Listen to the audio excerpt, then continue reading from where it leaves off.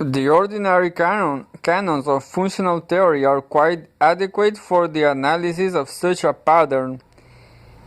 It can rather easily be shown that the Slemetan is well designed both to turn up the ultimate value attitudes necessary to the effective integration of a territorially based social structure and to fulfill the psychological needs for intellectual coherence and emotional stability characteristic of a peasant population. The Javanese village, once or twice a year, village-wide Slamitans are held, is essentially a set of geographically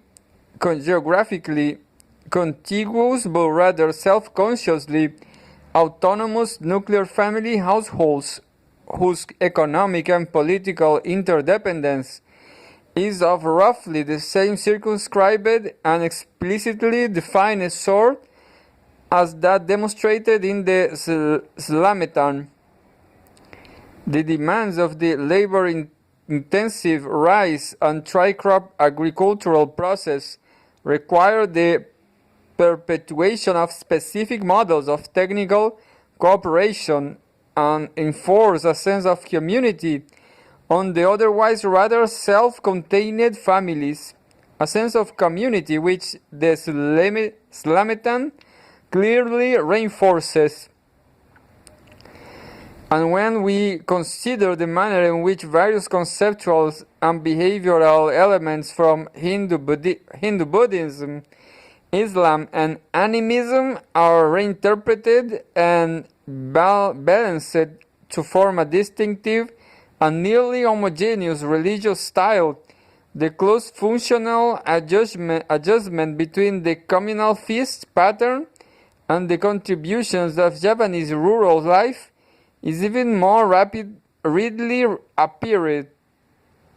But the fact is that in all but the most isolated part of Java, both the simply territorial basis of village social integration and the syncretic basis of its cultural homogeneity have been progressively undermined over the past 50 years.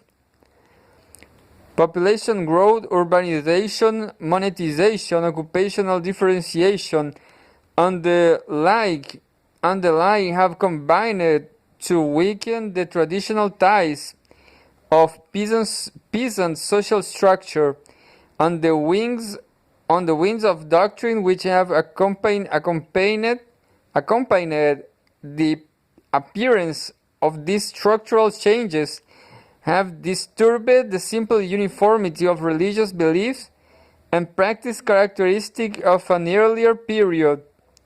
The rise of nationalism, Marxism, and Islamic reform as ideologies, which resulted in part from the increasing complexity of Javanese society, has affected not only the large cities, where these creeds first appeared and have always had their greatest strength, but it has had a heavy impact on the smaller towns and villages as well.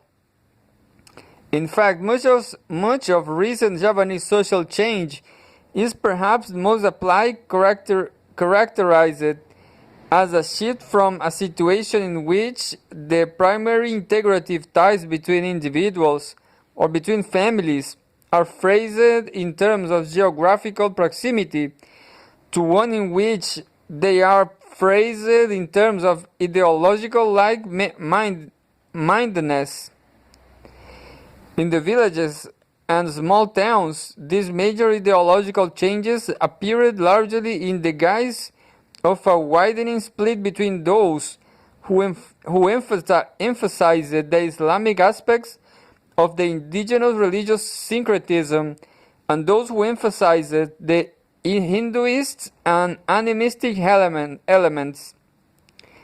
It is true that some difference between these variant subtractions has been present since the arrival of Islam.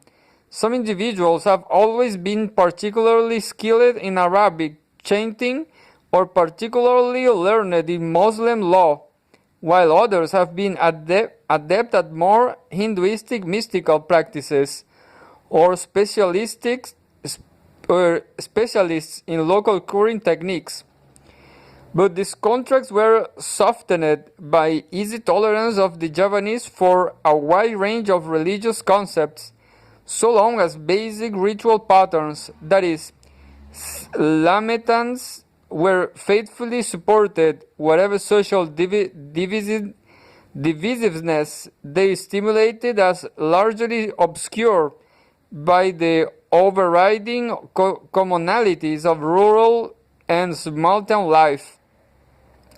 However, the appearance after 1910 of Islamic modernism, as well as vigorous conservative reactions against it, and religious nationalism among the economically and politically sophisticated trading classes of the larger cities strengthened the feeling for Islam as an exclusivist anti-syncretic creed among the more orthodox element of the mass of the population. Similarly, secular nationalism and Marxism appear among the civil servant and the expanding proletariat of these cities, strengthened the pre-Islamic, that is, Hinduistic animist elements of the syncretic pattern, which these groups tended to prize as a counterweight to puristic Islam, and which some of them adopted as a general religious framework in which to set their more specifically political ideas. On the one hand, there arose a more self-conscious Muslim, basing his religious beliefs and practices more explicitly on the international and universalistic doctrine of Mohammed. On the other hand, there arose a more self-conscious nativist, attempting to evolve a generalized religious system out of the material, muting the more Islamic elements of his inherited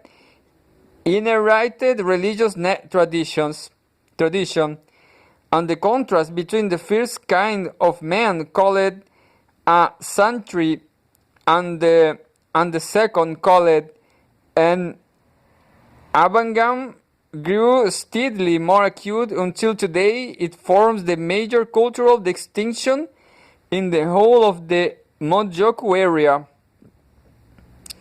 It is especially in the town that this contrast has come to play a crucial role.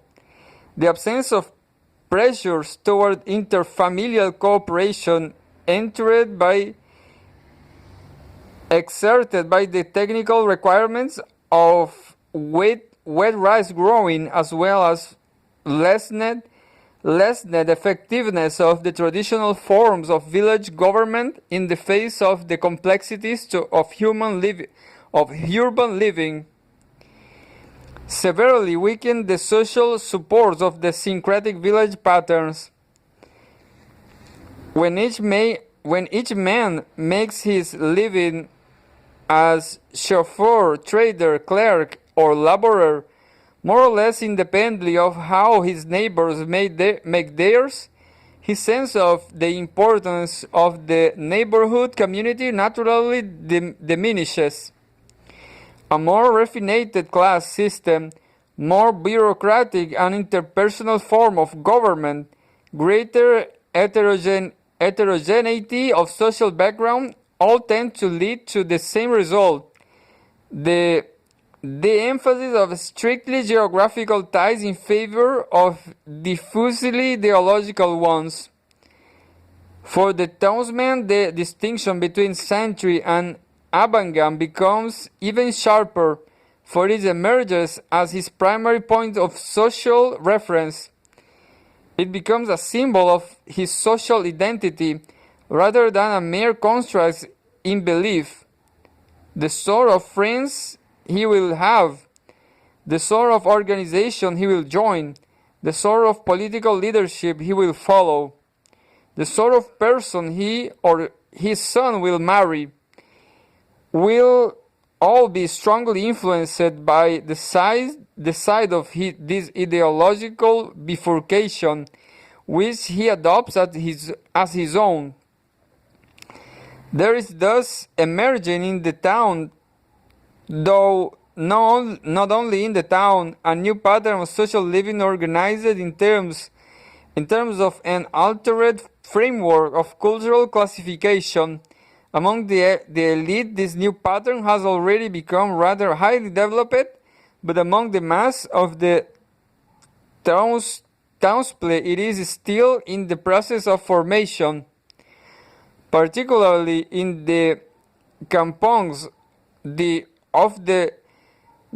of the street neighborhoods in which the common Javanese townmen live crowded together in a helter-skelter, profusing of little bamboo houses, one finds a transitional society in which the traditional forms of rural living are being steadily dissolved and new forms steadily reconstructed. In these enclaves of peasants come to town, or of son and grandson of peasants come to town, Redfield's folk culture is being constantly converted into his urban culture, though this latter is not accurately characterized by such negative and residual terms as secular, individualized, and culturally disorganized. What is occurring in the kampongs is not much a destruction of traditional ways of life as a construction of a new one. The sharp social conflict characteristic of these lower class neighborhoods is not simply indicative of a loss of cultural consensus, but rather is indicative of a search, not yet entirely successful, for new, more generalized and flexible patterns of belief and value. Is in Mojokerto, as in most of Indonesia, this search is taking place largely within the social context of the mass political parties, as well as in the women's clubs, youth organization, labor union, and the other socialities formally or informally linked with them. There are several of these parties, though the recent 1955 general election severely reduced their number. Each led by educated human elites, civil servants, teachers, traders, students, and the like, and each competing with the others for the political allegiance of both the half-rural, half-urban kampong dwellers and of the mass of the peasantry. And almost without exception, they appeal to one or another side of the century-abandoned split. Of this complex of political parties and sodalities, only two are of immediate concern to us here. Basyumi, a huge Islam-based political party, and Permai, a vigorously anti-modern Muslim political religious cult.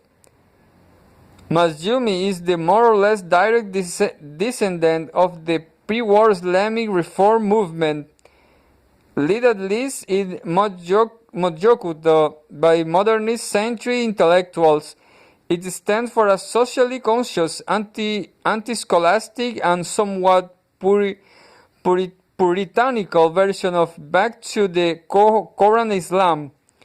In company with the other Muslim parties, it also supports the institution of an Islamic state in Indonesia in place of the present secular republic. However, the meaning of this ideal is not entirely clear.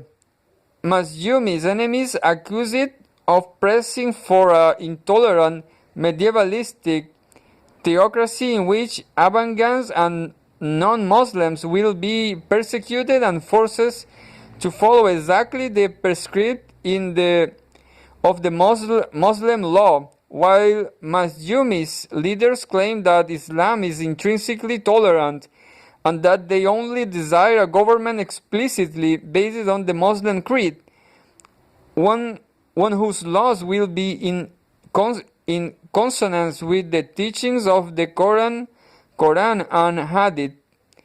In any case, Masyumi, the country's largest Muslim party, is one of the major spokesmen of both the traditional and the local levels for the values and aspirations of the Sanchi community. Permai is not so impressive on a national scale. Though it is a nationwide party, it is a fairly small one, having strength only in a few fairly circumscribed regions. In the Mojokuto area, however, it happened to be of some importance, and what is lacked in national scope, it made up in local intensity. Essentially, Permai is a function of Marxist politics with avant-garde religious patterns. It combines a fairly explicit anti-Westernism, anti-capitalism, and anti-imperialism with an attempt to formalize and generalize some of the more characteristic diffuse themes of the peasant religious syncretism. Permai meetings follow both the Islametan pattern, complete with intense and symbolic food, but without Islamic chants, and modern parliamentary procedure. Permai pamphlets contain calendrical and numerological divinatory systems and mystical teachings, as well as analysis of class conflict. And Permai speeches are concerned with elaborating both religious and political concepts.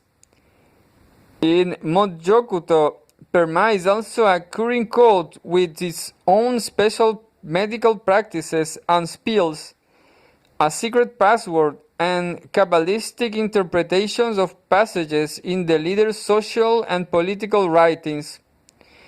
But Permai's most notable characteristic it is strong anti-Muslim stand, charging that Islam is a foreign import, unsuited to the needs and values of the Javanese. The cult urges to return to pure and original Javanese beliefs, by which they seem to mean to the indigenous syncretism, which the more Islamic elements remove it. In line with this, the cult party has initiated a drive on both national and local levels for secular, that is, non-Islamic marriage and funeral rites. As the situation stands now, all but Christians and Balinese Hindus must have their marriages legitimated by means of the Muslim ritual. Funeral rites are an individual concern, but because of the long story of syncretism, they are so deeply involved with Islamic customs that a genuinely non-Islamic funeral tends to be a practical impossibility.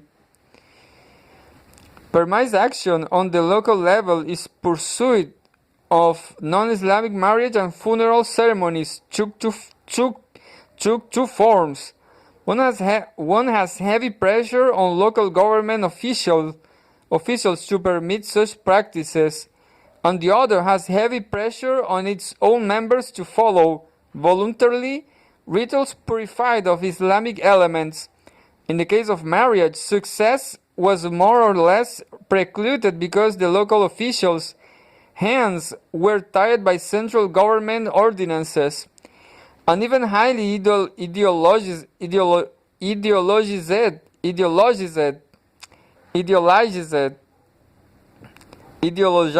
members of the cult will not dare an openly illegitimate marriage without a change in the law. Permai had little chance to alter marriage forms, though a few abortive attempts were made to conduct civil ceremonies under the aegis of Abhangam-minded village chiefs.